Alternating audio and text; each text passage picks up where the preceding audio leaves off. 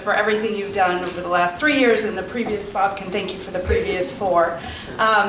Good afternoon, everyone. I'm Marinell Rousmaniere. As Alyssa said, I'm the CEO at EdVestors, which is an education nonprofit here in Boston that has had the good fortune of serving as the lead partner with the Boston team over these last 3 years. And so I don't get to stand on the stage very often in this role, so I'm going to take 1 second and just thank you to my amazing colleagues from the Boston Public Schools, Bunker Hill, UMass, the PIC, the Boston Foundation, the state, and the city. If you can join me in a little round of applause.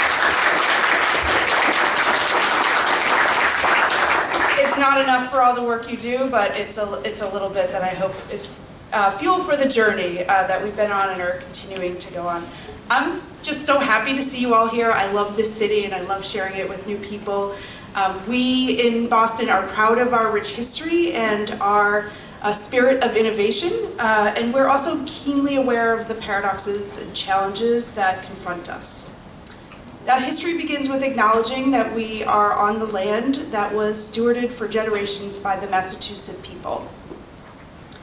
And as educators, it is worth noting that we are just literally steps away from the first public school in the United States, the Boston Latin School, which was founded 388 years ago. So if you're looking for places to walk on your very beautiful day, take a stop by there. Revolutionary ideas and people have been called Boston home for literally centuries. Further on your walk, you can see this beautiful new Embrace Memorial to Martin Luther King, who learned and led and met his wife here in Boston. And as another fun fact, both Malcolm X and Ho Chi Minh worked in this very hotel. Not far from where we are, the telephone was invented. Ether was first used in surgery, and more recently, the mRNA technology that made COVID vaccines possible was brought to bear.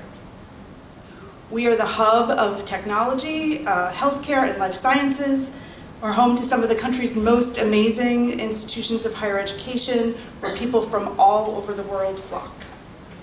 But we are also a city of extreme stratification and inequity. A much-cited 2015 study found that American-born Black households in Boston had a net worth of $8, while white households in Greater Boston had a net worth of $248,000. We are a top 10, and by that I mean the worst, unequal cities when it comes to income and wealth. And as Kathleen already kind of previewed for us in terms of where our economy is going, we know here in Massachusetts that by 2027, 70% of the jobs in our region will require a post-secondary credential. But today, looking at the class of 2015 and a 6-year completion rate, less than half of our Black and Latinx students are completing that credential. So that means a lot more of our most marginalized young people could be further left behind in our economy. And it's this tale of 2 cities and 2 regions, past and present, that makes the work so urgent and so important for our future. So that's why I'm delighted to be here sharing the stage. You'll know that there were originally 5 chairs here, and I said, these folks are not petite, so we're going to get I'm going to stand here, so I get to stand this, anyway.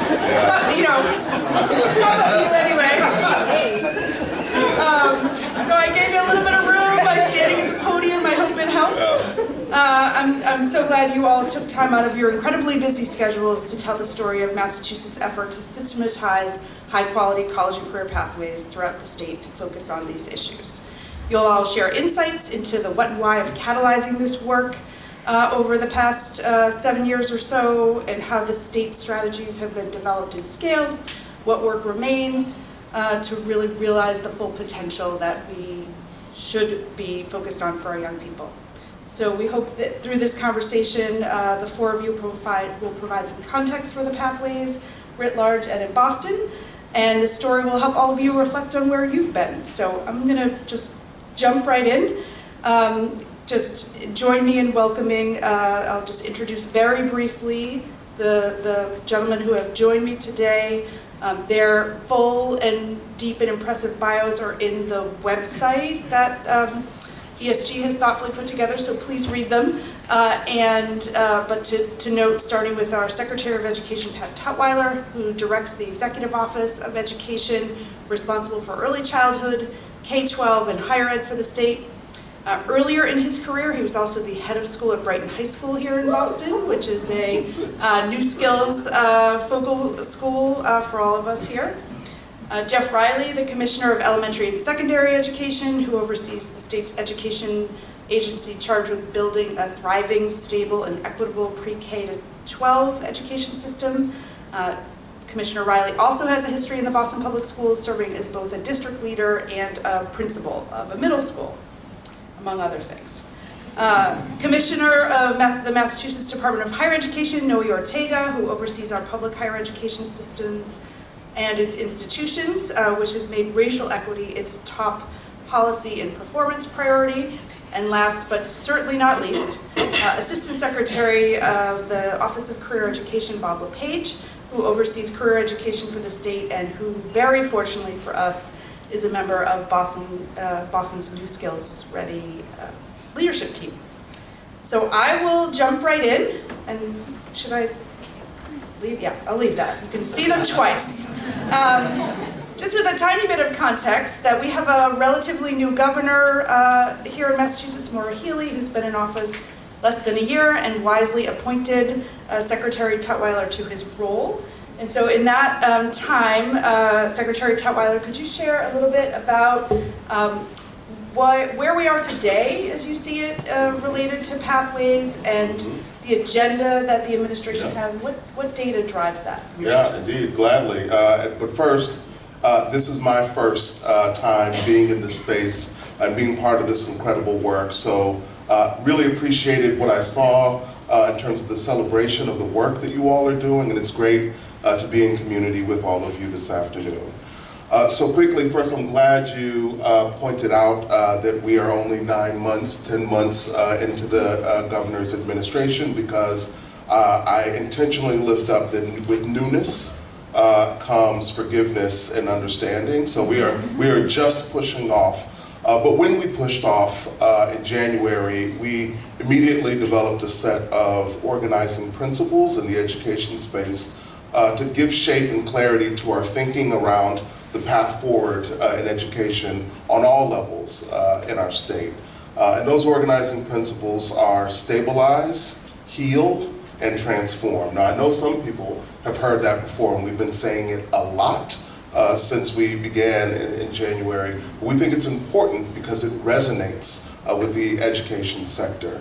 When we say stabilize and heal, we're talking intentionally lifting up that we are still in a recovery space in terms of the pandemic, and I see some heads nodding in agreement. The challenges that we experience in the spaces of mental health and staffing, I know, are not unique to Massachusetts, and so we wanted to make sure that we aligned resources and begin to shape policy to address those issues.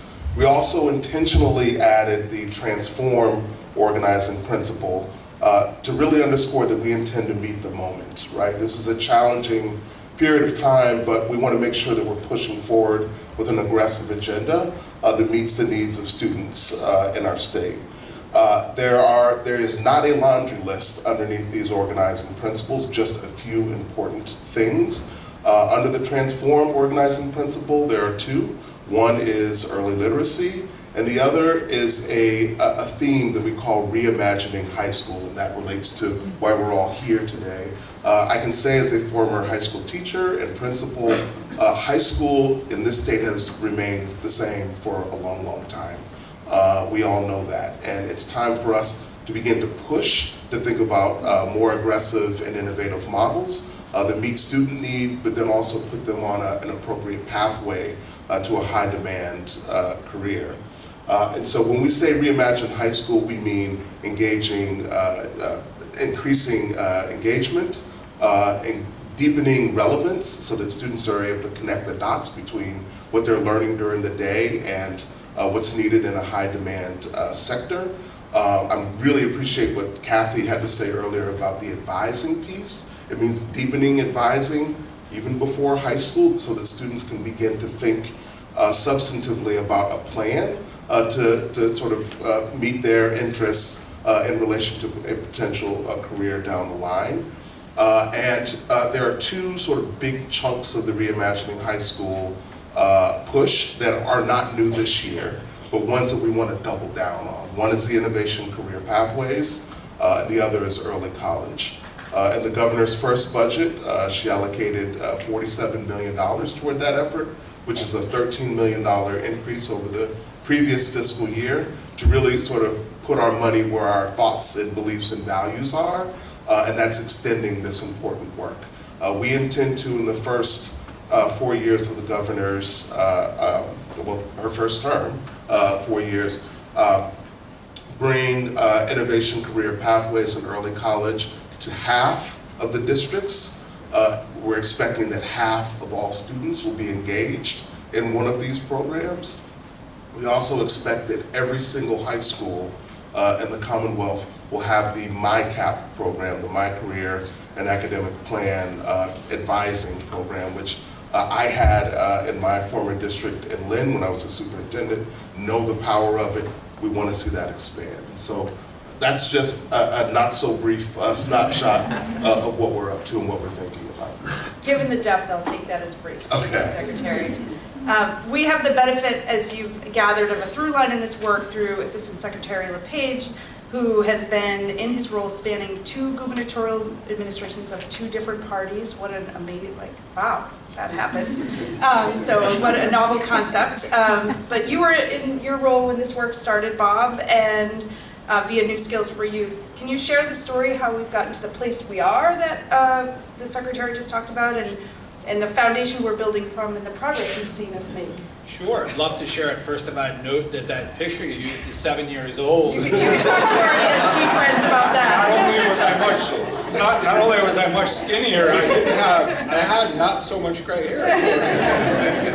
So I don't know that it's correlated to our work on pathways, but perhaps. Yeah, so I'll just give a little bit of our vision, and I was thinking about our journey and the tremendous work over a period of time. When we started our journey, we had tremendous work being done in the classical vocational, occupational focus, career technical education here in the Commonwealth.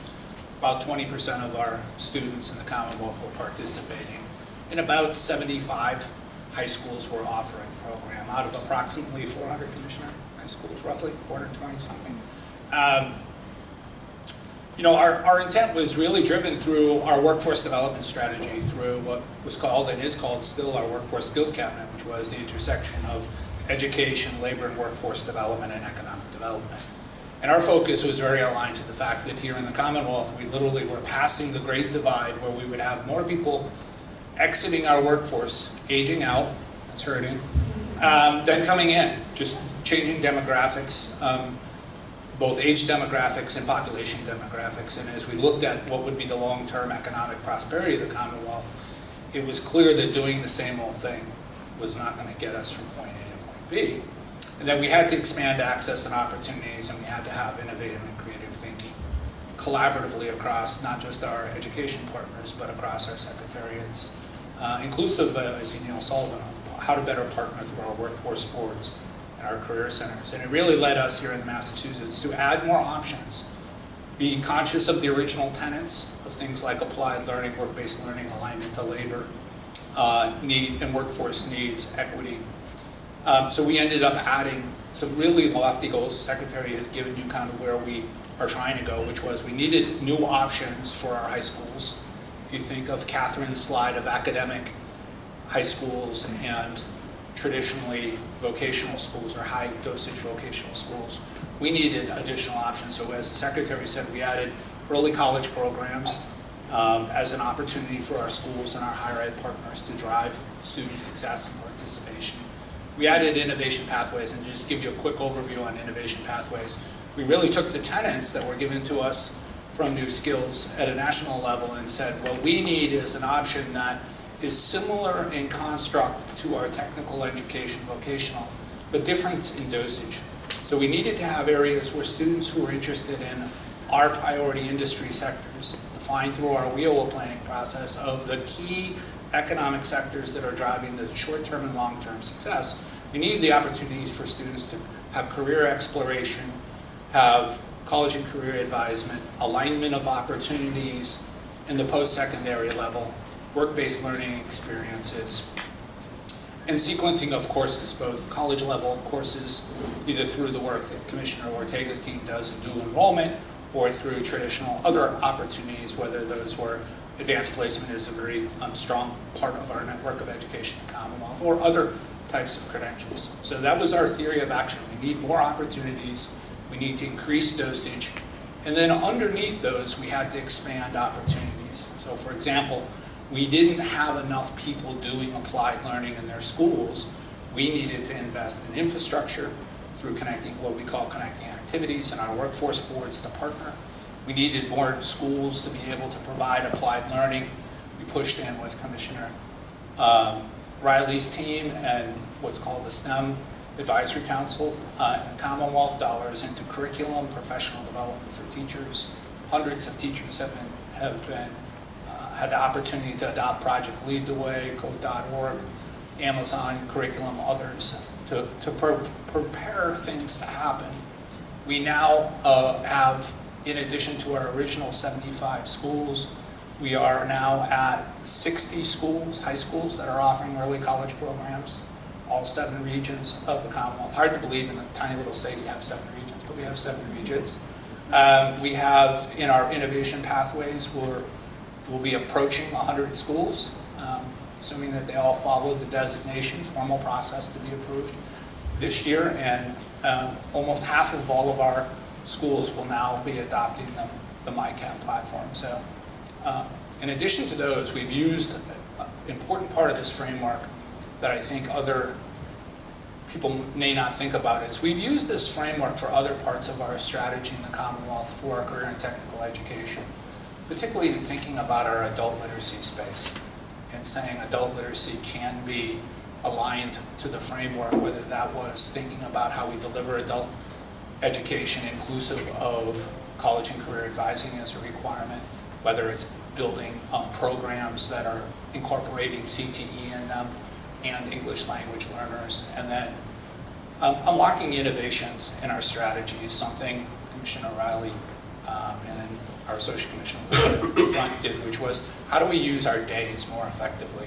How do we do afternoon programs, expand options? How do we do evening programs? Realizing learning can take place at any time. So a lot of that early investment really was starting to put down the markers on how to do it. And then the last part I'll note is it is continued collaboration. It's the staff level and the teacher level, the principal level, and the superintendents. We are a local control state. We have, oh boy, I'm going to say this wrong, Commissioner Riley's going to give me the approximately 430 school committees who all make, and so they all make independent decisions, right? We can proffer, we can invest, we can try to leverage the great investments we have from JP Morgan into the state investments, but ultimately we have to provide the frameworks, the opportunities for great educators to adopt the strategies and the tools that we provide, and we've been pretty fortunate. I'll just give you one other last point that I think has been important about our journey is recognizing not just the need for professional development, community of practice, etc., but we did put in a lot of money in technology and equipment. If we want students to get excited in the classroom, they have to understand what they're going to see in college and what they're going to see in the career they choose, right? It's got to be reflective. And so over the last 6 years, 7 years, six and a half years, we've invested in high schools alone about $140 million in technology and equipment, all tied to our pathways, high priority to those districts that are building pathways and expanding capacity.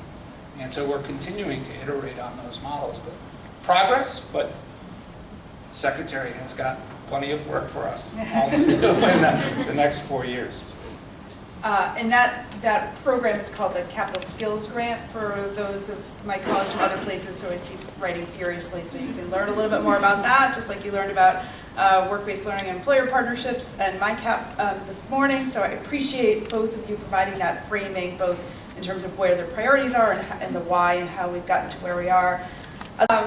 Can you just talk a little bit about what you've identified as key priorities for pathway development? Like, what assets did you have available at the state level, and what infrastructure did you need to build?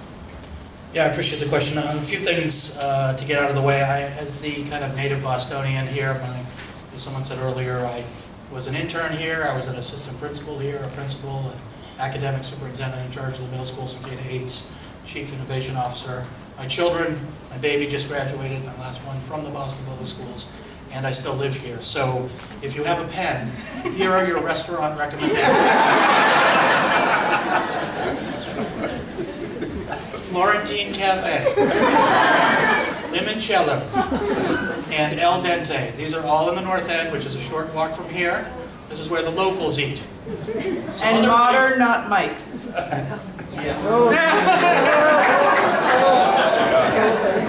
Mike's guys. So okay.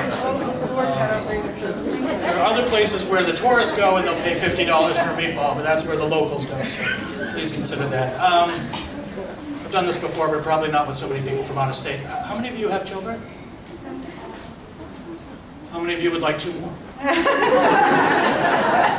I'll be seeing you after this meeting. Fantastic. All right, so if you have kids, you know, kids come home from school and you say, hey, how was school? And they say, fine. Fine, good, or great, all acceptable. Well done. What'd you learn today? Nothing. So some of that is teenage angst, but there's some truth to that. Okay, when you look at the survey data of kids, K to 12, what you see is kids reporting being highly engaged in elementary school. It drops off as they get to middle school, and it goes way down when they get to high school. The only place where that data does not hold true is in career technical vocational high schools. Why?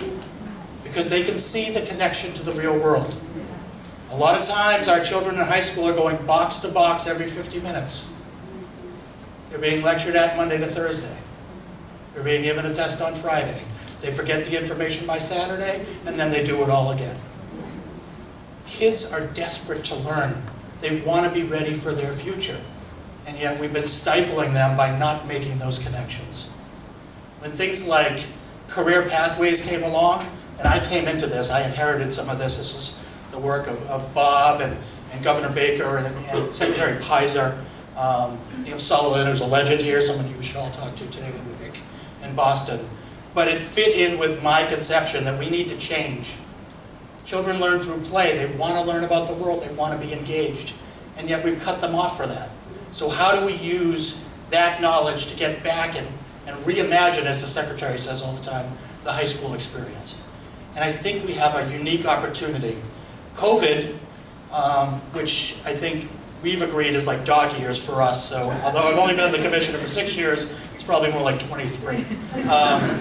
In some ways has shaken the Etch-a-Sketch clear. And we have a chance to change how we do business and make a better system, or we can go back to doing what we used to do. And my fear is we're going to go back to doing what we used to do. And we've got some things to sort out before we can even think about what that is, right? In Massachusetts, we were pleased to pass, with the governor's help, the universal school meals for all kids in the Commonwealth. We're working hard right now to house our migrant families, and we're laser focused on this chronic absenteeism problem, which is all over the state, all over the country. The numbers are out of control. Why? Because we got kids out of the routine of learning. Bless you. We've got to get them back into the routine of learning. In Massachusetts right now, and we've had, I think, the most success at improving this. According to Ed Week last year, our numbers went back closer to what they used to be. But even in Massachusetts, 1 in 4 children were missing more than 18 days of school last year, with some problems really in the elementary schools, where the numbers doubled. So how do we get back into a mindset while providing our kids a new place to go to school and learn? Some of that is through what I call deeper learning, more engaging lessons, turning our teachers loose. But some of that is about connecting them to the world outside of the classroom. Early college is as important, both and. Career technical pathways. Letting kids see the connection to the real world. Everybody's kind of talked about my talking points, so I had to talk about other things. But my cap, having kids have a plan to do this stuff. We've got to really double down on our data collection and make sure we're looking and seeing what the results are. I think we've got a problem to solve around what I would call deserts in Boston. We've got a lot of partners, we've got a lot of businesses. It's harder in other places that are more rural. How do we make that happen for kids?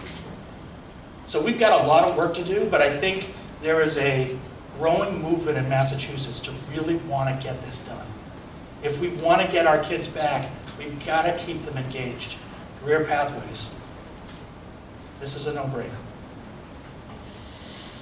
Thank you, Commissioner. Commissioner Ortega, you have a newer history here in Massachusetts. You've been in your role and in Massachusetts for about a year. Can you maybe dig in a little bit on the implementation front, what you've seen on the higher ed side that you need to focus on in terms of supporting pathways implementation?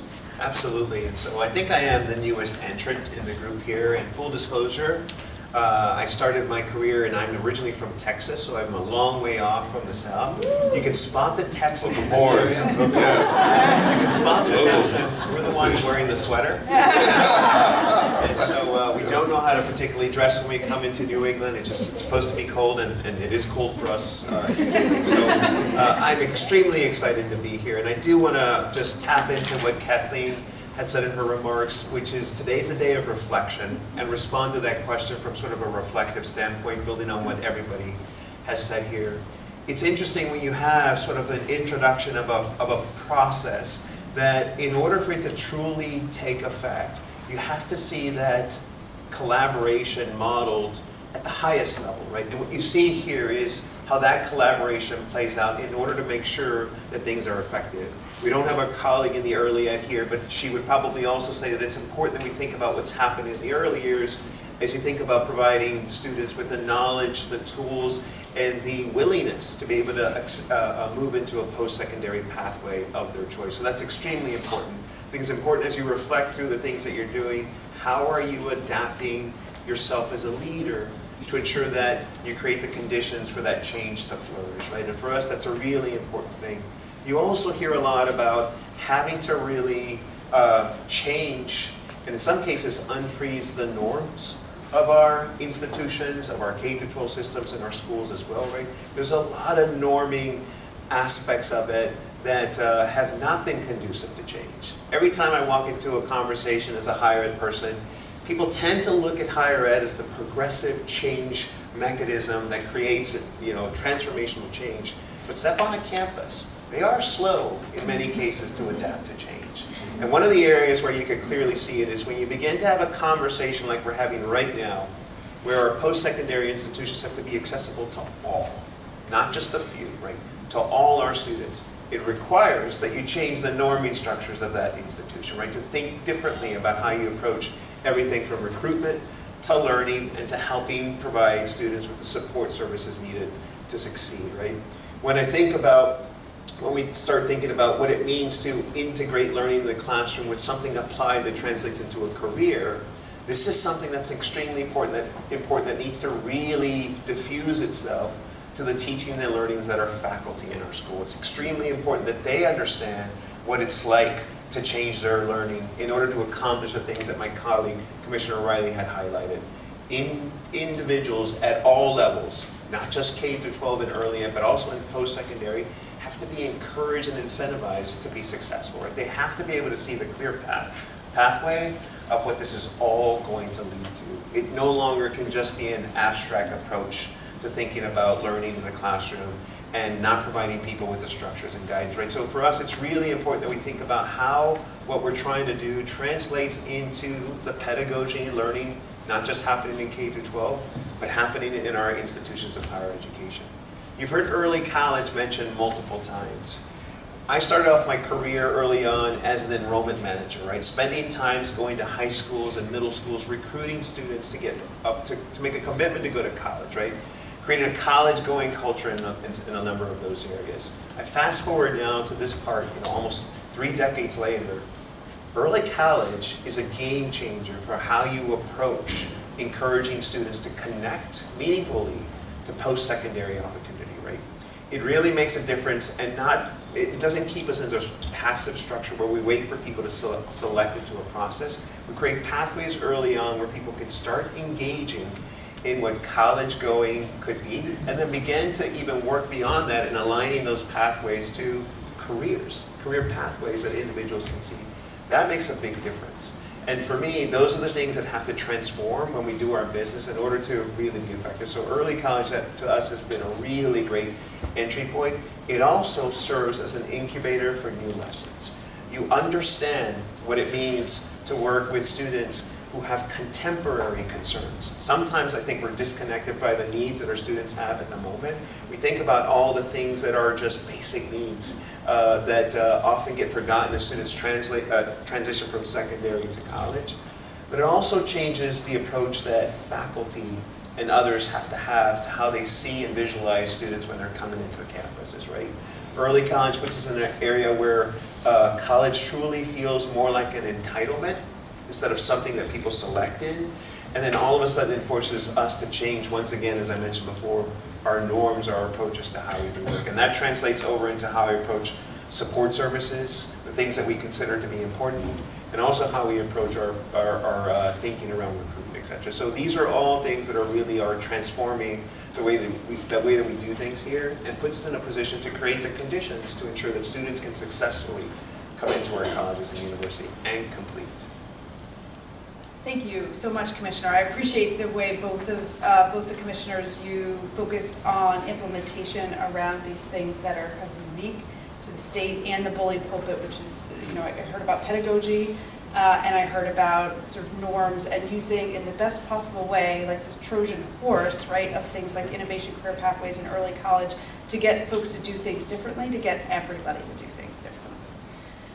Now I'm going to turn to a real implementation issue that the Commissioner Riley touched on, and I know everybody in this room cares about, which is data.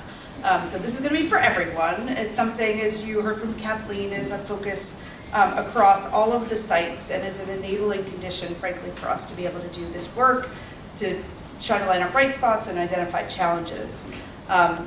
Scaling this kind of pathway work requires a deep level of interagency collaboration around data, starting at the state, and then that is true certainly at the local level. And we know this can be a little bit hard. What should we know about the barriers that you face and how we can work with you to overcome those barriers?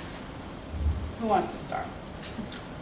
I'm happy to. I think data has been top of mind for years now for us in Massachusetts, and how do you unlock the silos that we see, because people are rightfully so protective of their data, but how do you build side agreements to be able to share that data?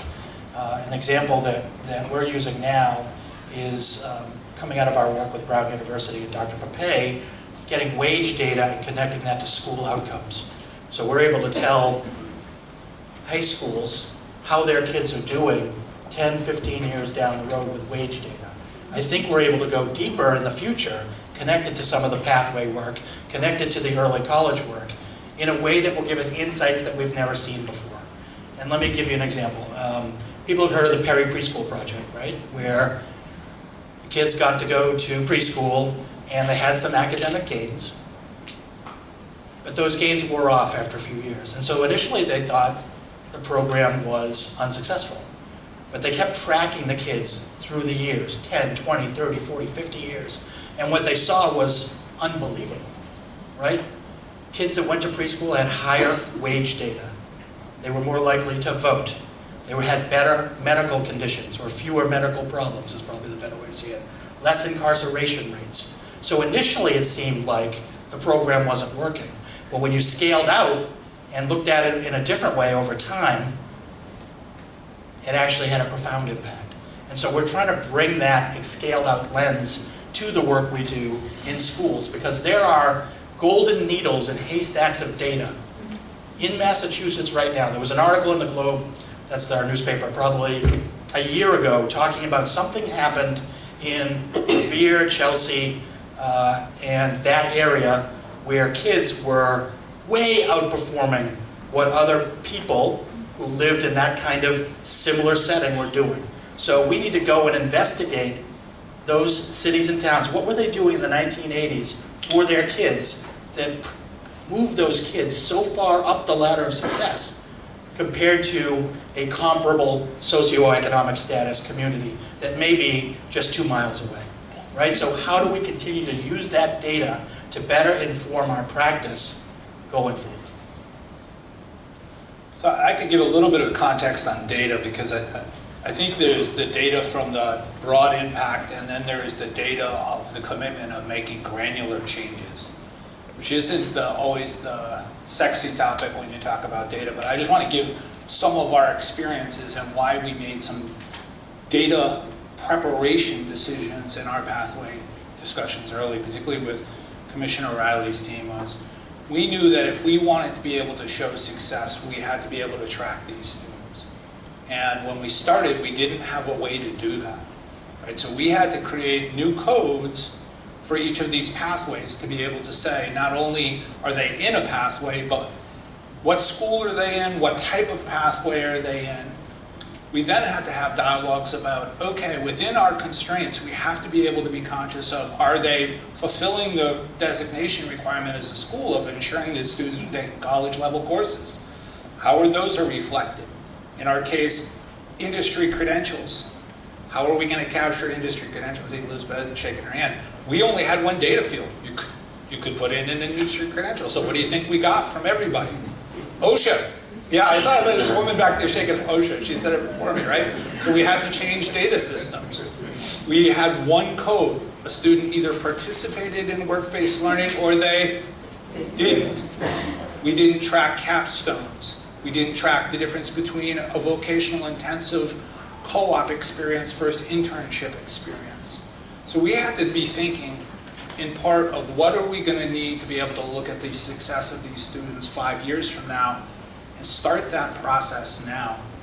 I would say from a policy advocate side, what it is also very important too is it was an incredible tool along our journey to advocate for resources, because the commissioners' teams jointly could produce reports and say, we can look at our students who are going through these pathways and they are going to college at much higher rates. They are persisting in achieving the standards of college-level courses and higher rates. So a lot of the micro work to be able to then have the bigger decisions are really important. We have additional work to do to think about not just the linkages to wage data, but linkage to things like our youth employment strategies and how do we link it to our mass hire systems more intentionally. But a lot of the early work with our coach of how would you tell people 5 years from now? I didn't think I would still be here, but 5 years. How would you? That's news to me. Yeah. running out We of still hair. see the first picture. Okay, that's right. But thinking intentionally about what's the way you're going to prove to families, legislative members, community members that they should be advising people to participate in programs. So a lot of that early work through New Skills for Youth to ensure that we would have the ability to get data, and then some early work on wages of being able to execute. I know nobody else has these problems, but data sharing agreements, in our case, across multiple secretariats. And we were fortunate, again, because we had the Workforce Skills Cabinet that was created by Governor Baker.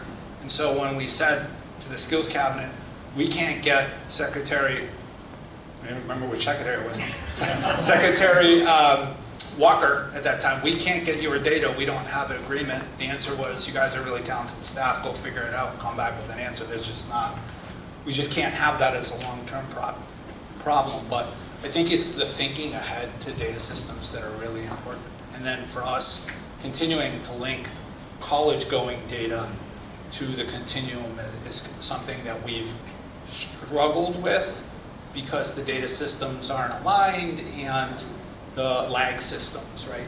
We collect at different times in different ways. So a lot of it is micro decisions that have to be made in the process. I would also say we've seen a lot of decision-making around what is going to be the future demand. Yes. Whether that's of vocational programs, career pathways, where do we see the need?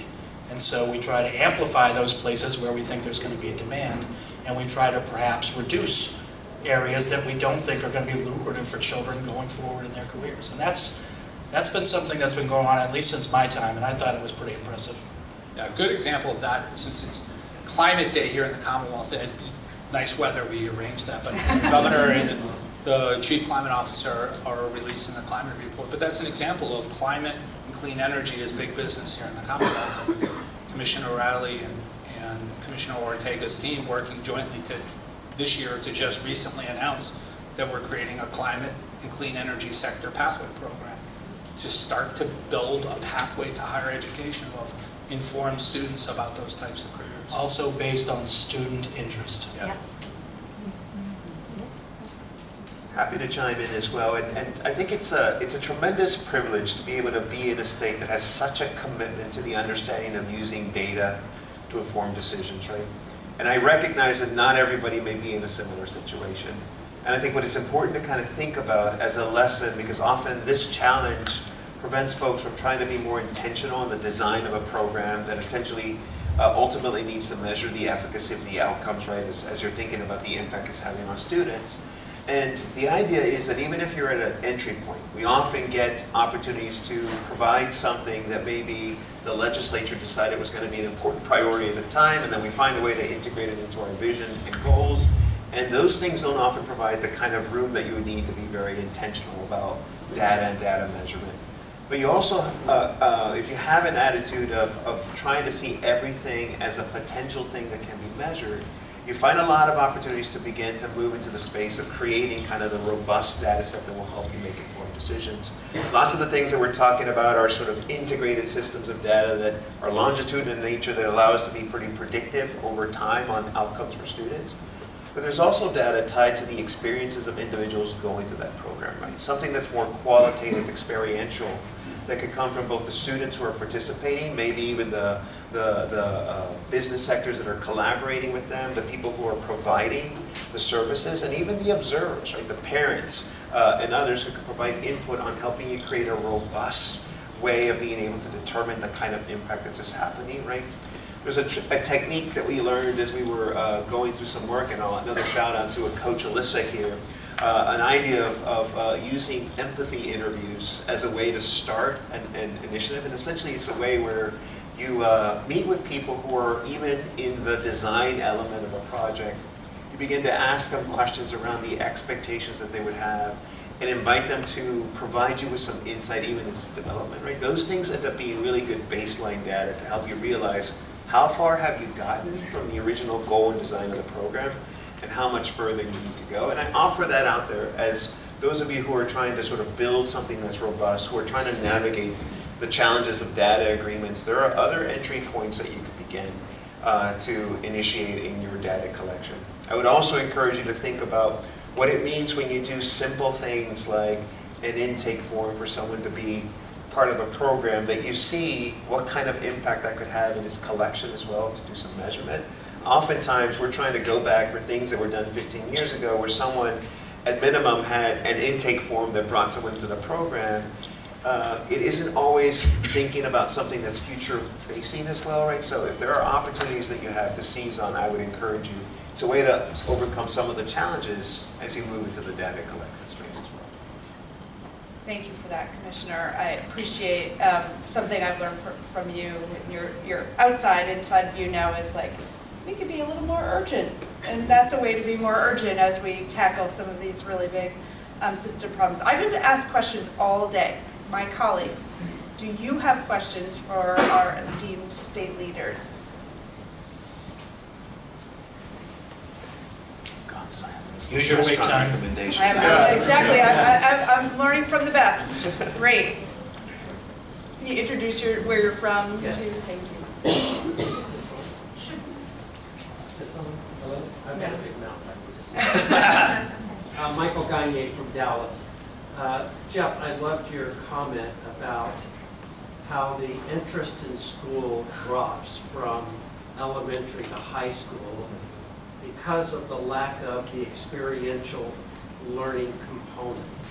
And so when I think about our high school footprint, apart from CTE, which maintains that experiential aspect, how do I bring experiential learning back into the high school classroom where college pursuit is the goal? Yeah, I don't think they're mutually exclusive. I do think it requires a leap of faith, right? We've created a system for the last 30 years of ed reform, which is fairly encapsulated, right? We rely on state tests, we've got a college-going culture overall, but they're not mutually exclusive. Why can't we break the cycle of kids saying, "What'd you learn today?" Nothing, and say, "Mom, Dad, you can't believe what I did today," right? I went to a factory and learned how they're not going to pollute anymore so that my little brother or little sister won't get asthma in my community. Why can't we give our teachers the freedom to build those connections in their lessons tied to the state standards and trust them to do that work and then share best practice? And I think it just takes a commitment from state leaders, from policymakers to realize we need to change. I'm going through this right now. I'm trying to make the case to Massachusetts that we fundamentally need to change. We need to be more engaging to our children. We need to meet them where they are. We need to show them the connections to the real world. We need to get out of the kind of non-long-term memory learning that we do, right? Because kids all have short-term memories. They're all able to remember things and then are also able to dump it out quickly. We want to build an epistemological net for children. We want them to have experiences that they can remember and internalize and then build connections into their web, right? And so I think the way to do that is through experiential learning for the kids to see the connection to what they're doing. It doesn't have to always be outside too, right? If you're talking about English language arts, connecting a book to myself, connecting a book to another book, connecting text to text, text to self, text to the world. Like there are things we can do to build connections to make these things more interesting and engaging for our kids. Secretary Tutwiler, I don't know if you want to add on to that. Just to double down on the idea of the importance of this, we had a conference on Monday, a statewide conference on, really in response to the June Supreme Court decision and our statewide response.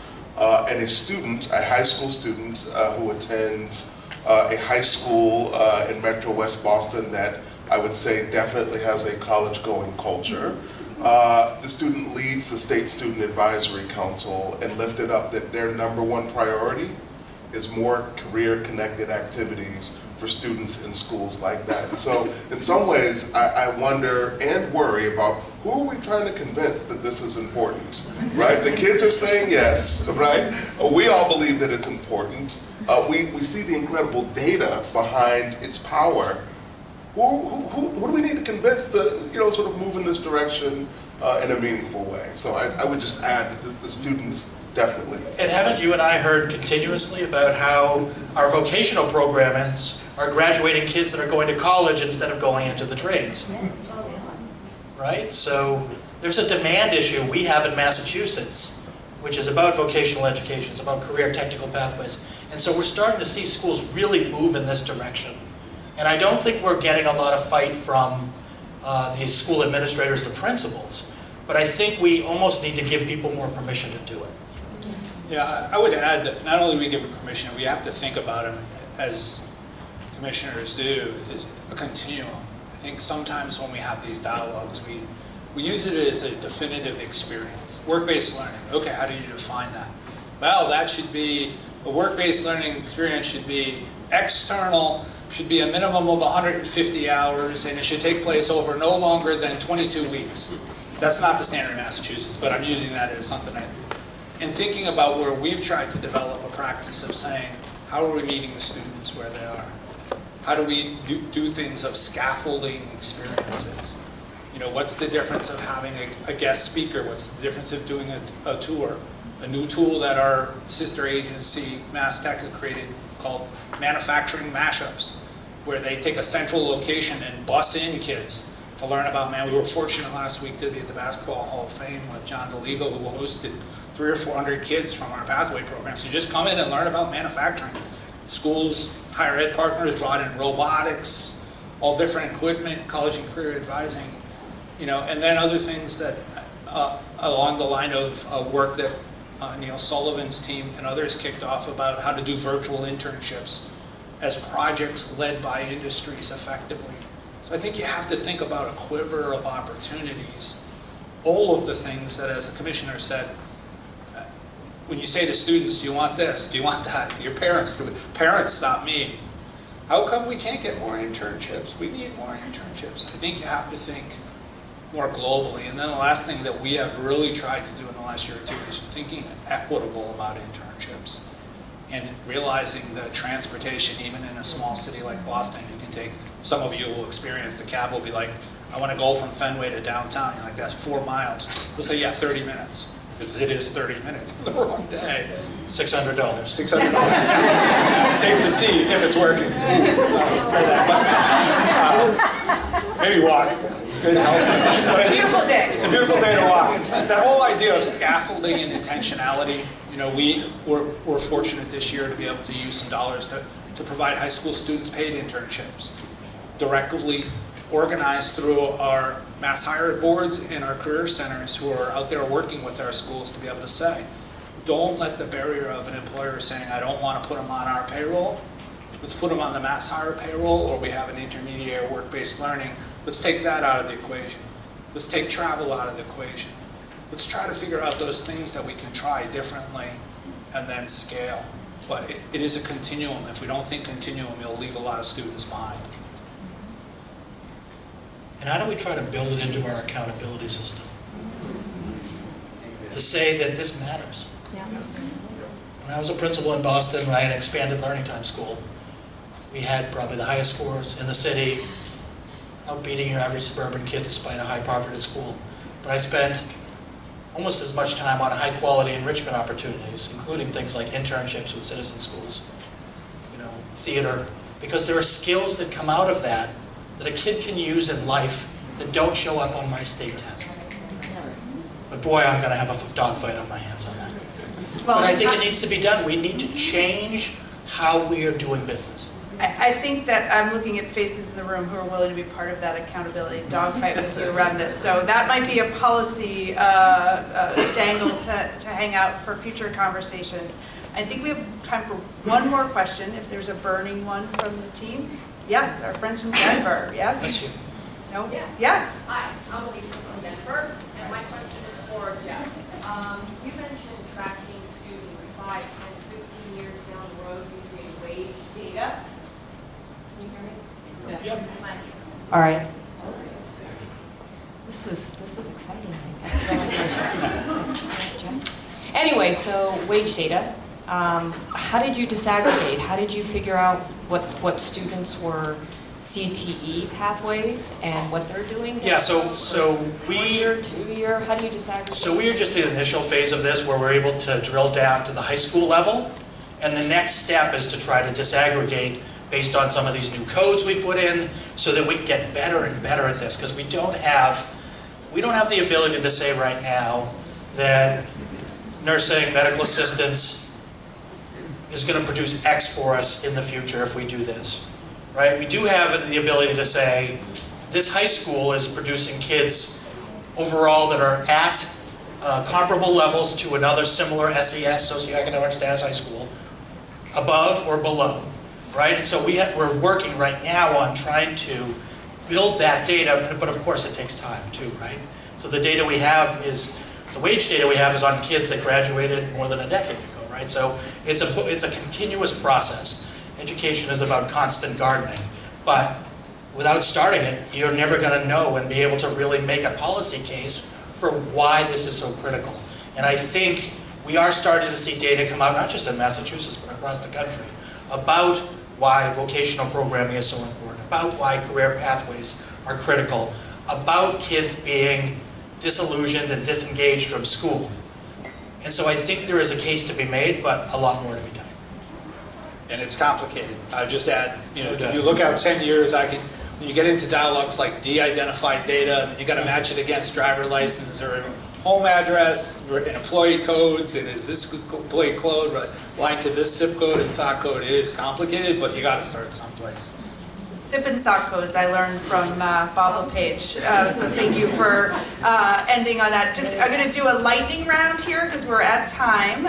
So my lightning round, I think I've heard already about some of the enabling conditions for equitably scaling pathways, which is sort of where we all are more than halfway through this work with all of the context and work that's gone behind us and is ahead. I've heard about thinking about data early. I've heard about responsiveness to the environment through the clean energy piece, about having a continuum of opportunities. You could pick one of those or something else, but what would be your lesson learned that you would have us take with us in terms of how we scale pathways for young people? Listen to the students. They know what they want, they know what they need. De-silo your leadership effort.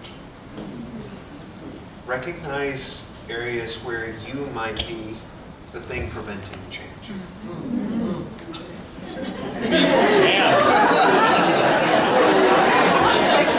I it? It's a long ride home, about 2 hours tonight, Commissioners. I know my wife is talking to me.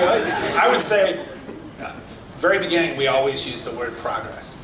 You got to be committed to making progress. It is a long-term strategy. It requires incredible teachers, incredible superintendents, incredible industry and other agency partners.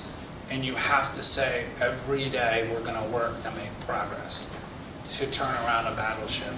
You know, to get 100 schools to agree it's not snowing today in the Commonwealth is an accomplishment. And it's never happened. It's never happened. So I just think you have to say, we all have to work together, and it's progress. It's not going to be perfect. Don't worry about making it perfect. Make it better every day for students, and you will over time make progress. Well, I know this, but it's in these moments that I'm reminded of how lucky we are in Massachusetts to have leadership that includes the 4 of you. So can you join me in giving them all